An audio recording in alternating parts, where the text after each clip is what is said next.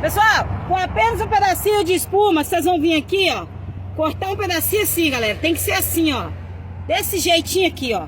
Fez isso aqui, vocês vão cortar assim, ó, redondinho. Olha.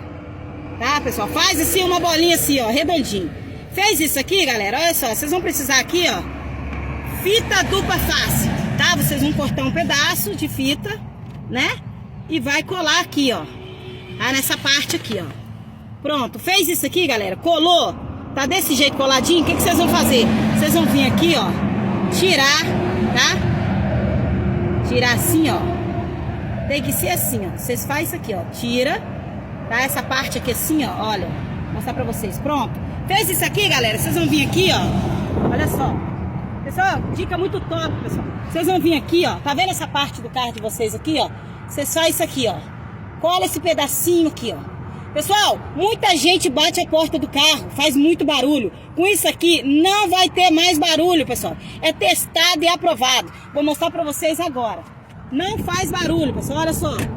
Não faz mais, tá vendo? Olha só, pessoal. Testado e aprovado, galera. Pode fazer que é testado e aprovado. Tamo junto aí.